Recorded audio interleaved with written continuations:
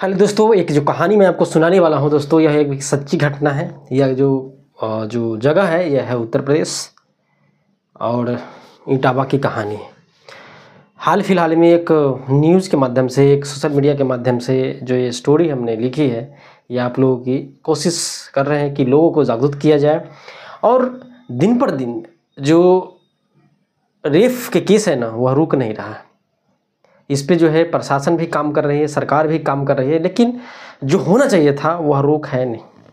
आपके आसपास में ऐसे ऐसे लोग रहते हैं जो आपके ही बहू बेटी को छेड़छाड़ करते हैं, छेड़ते हैं उसे। और क्योंकि आप कुछ इसलिए नहीं कह पाते हैं क्योंकि वह समाज में आपका नाम बदनाम होगा। जिस फल्ला का बेटी था ना, उसका जो बेटा जो है उसका जो है छेड़ा था, या हो सकता है कि वह लड़का जो है आपको बदनाम करे, जिसके डर से उनके जो लड़की के माता पिता होता है वह जो है कोई कंप्लेन भी नहीं कर पाते। आपने हाल फिलहाल में देखा होगा कि एक लड़की को घर में जा कर के और आग लगा दिया गया था और उसकी जो है मौत हो गई थी। उसी प्रकार से एक जो है आपको 10 तारीख की एक घटना है, जहाँ पे पास के ही एक लड़का, जो लड़की है वह जो है ट्यूशन के लिए डेली जो है अपने गांव से 3 किलो से 4 किलोमीटर जाती है। जाने के बाद 1-2 दिन तक जो है वह लड़का जो है पीछा करता है और फिर जो है चौथे दिन जो है छेड़छाड़ करता है। छेड़छाड़ करने के बाद दोस्तों वो अपने घर वालों को जो है लड़की बताती है। लड़की के फैमिली वाले और लड़की जा कर के FIR दर्ज कराती है, कंप्लेन करती है।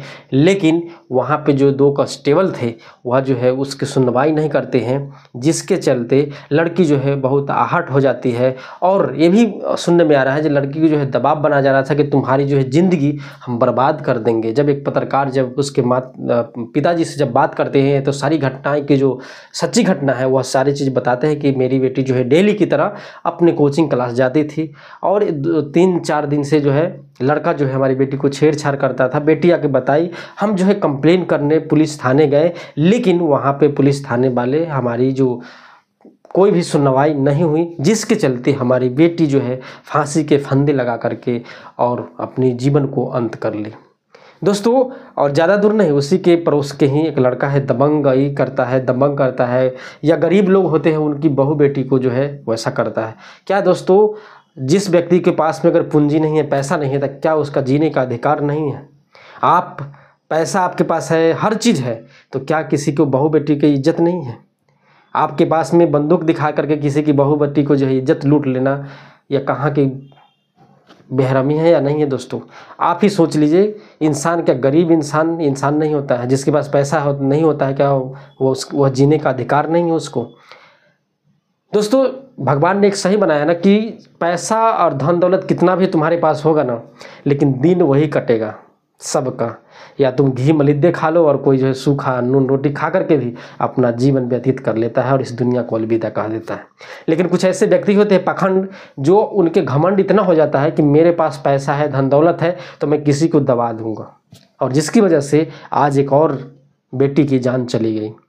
उस पर जो है FIR हो चुका है और गिरफ्तार भी हो चुका है। और क्या सज़ा मिलती है दोस्तों, कोई अपडेट आता है दोस्तों तो मैं आपको बताने की कोशिश करूंगा।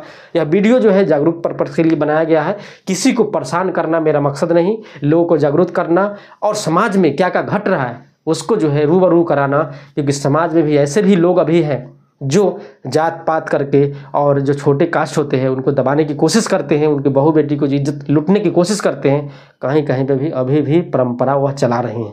तो दोस्तों, इस पे प्रशासन जो है काम नहीं किया, जिसके चलते जो बेटी की जो है जान चली गई। अगर वीडियो पसंद आता है दोस्तों तो लाइक शेयर जरूर कीजिएगा।